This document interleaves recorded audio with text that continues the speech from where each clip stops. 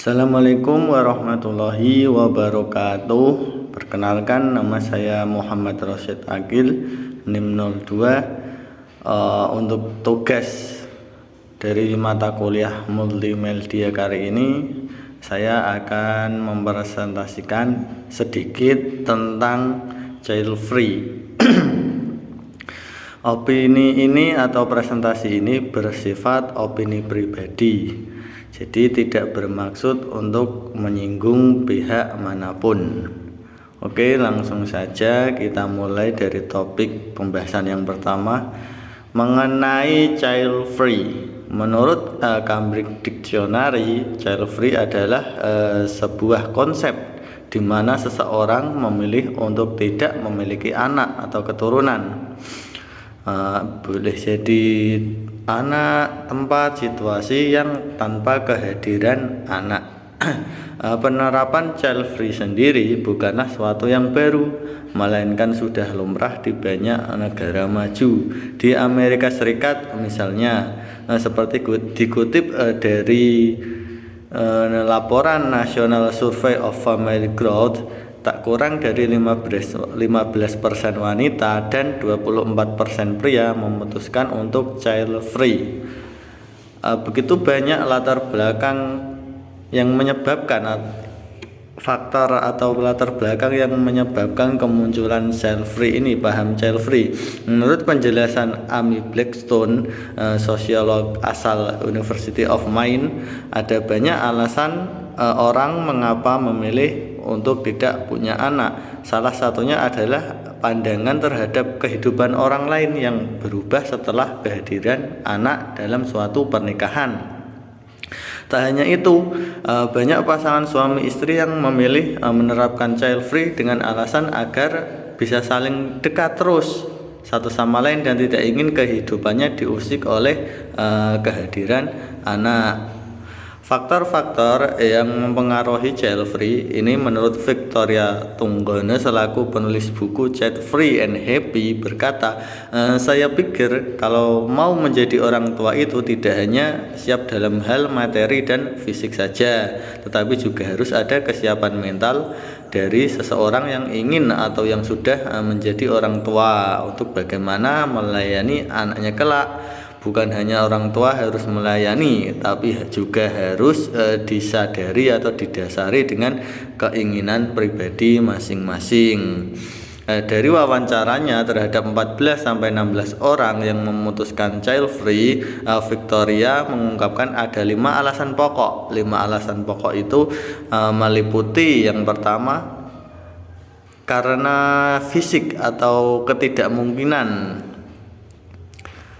untuk memiliki anak.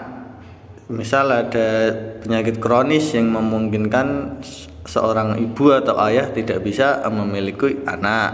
Yang kedua itu faktor psikologis, kesiapan atau mental. Ada pula kesehatannya normal, materi juga ada, tetapi segi mental kurang untuk membesarkan anak. Yang ketiga ada ekonomi, faktor ekonomi, lingkungan hidup, dan alasan personal lainnya. Islam sendiri memandang child free ini di dalam Al-Quran sendiri tidak ada larangan bagi seorang untuk tidak memiliki anak. Namun dalam Islam dapat diketahui bahwa memiliki keturunan adalah sebuah anjuran, bukan kewajiban. Nah, dalam hal ini ketika ada seseorang memilih child free, secara fikih memang tidak ada hukum haramnya, apalagi dikenai dosa karena dalam Al-Quran konteks tentang memiliki keturunan itu bersifat khobar atau kabar, bukan perintah. Namun yang kita harus pahami dalam Islam, ada surat An-Nahl ayat 72 yang artinya, dan dia menjadikan untuk kalian melalui istri-istri kalian berupa anak-anak dan cucu-cucu. Selain itu Nabi juga bersabda, nikahilah wanita-wanita yang kalian cintai, dan wanita-wanita tersebut berpotensi untuk memiliki banyak anak, karena sesungguhnya aku merasa bahagia karena banyaknya umatku dibandingkan umat-umat lainnya. Dari sini kita dianjurkan bukan banyak anak, tapi memiliki anak yang kualitasnya atau dari kualitas pendidikan, keilmuan dan keagamaannya bagus. Coba bayangkan jika kita memiliki banyak anak tapi keteteran dalam mendidiknya, membesarkannya, tentu itu juga kurang baik. Karena yang diharapkan oleh agama itu adalah generasi-generasi emas, generasi-generasi pandai yang menghidupkan agama dan keilmuannya. Dapat disimpulkan bahwa memiliki keturunan dalam ihsan itu merupakan anjuran. Itu poin pentingnya, anjuran bukan kewajiban. Jadi tidak ada hukuman dosa maupun keharaman ketika ada seseorang yang memutuskan untuk child free. Namun ada hal menarik nih yang saya pikirkan. Mungkin orang muslim memutuskan child free bisa menjadikan dalil anjuran tersebut untuk tidak memiliki anak malahan, karena kewajiban benar Islam itu tidak mewajibkan memiliki anak, tapi ketika memiliki anak, Islam mewajibkan orang tua untuk mendidiknya dan mengarahkan kepada jalan yang benar.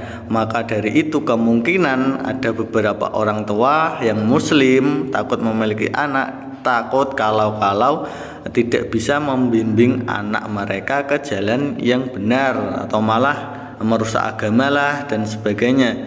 Pemikiran yang demikian menurut saya kurang tepat karena kurang bijaksana.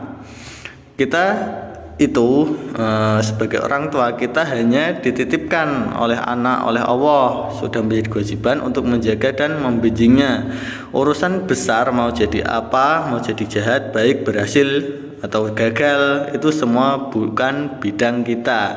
Bidang kita hanya di doa dan usahanya. Demikianlah apa yang bisa saya sampaikan. Wallahu a'lam bishawab. Wassalamualaikum warahmatullahi wabarakatuh.